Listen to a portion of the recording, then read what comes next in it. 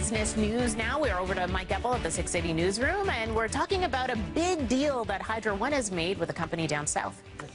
Yeah, buying U.S. Pacific Northwest-based Avista Corporation. Good morning, Tammy. As Hydro One spending $6 billion on this acquisition, they say they can save some money through, well, just the fact that they're both in the same lines of business, so procurement of equipment and such should be good for shareholders who have actually seen the stock price of Hydro One sort of lag performance over the past 12 months, down 10% over the past year at the TSX. Who is Hydro One's largest single shareholder?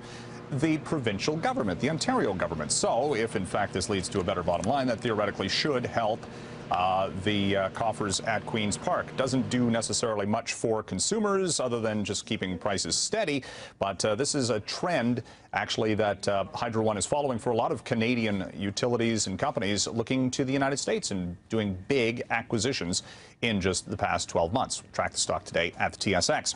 CP Rail rolling along, and this is a good signal on the Canadian economy. CP's biggest line of business is shipping grain.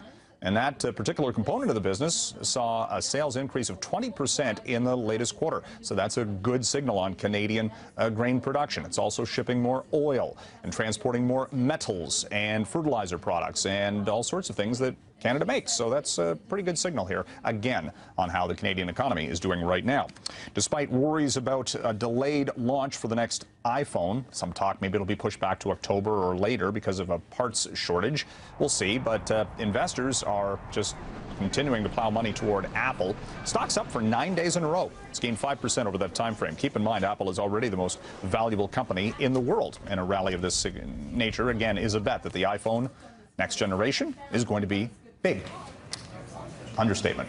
Wall Street stocks opening the day at records today. Dow, NASDAQ, S&P all at records yesterday, and the Canadian dollar holding above 79 cents U.S.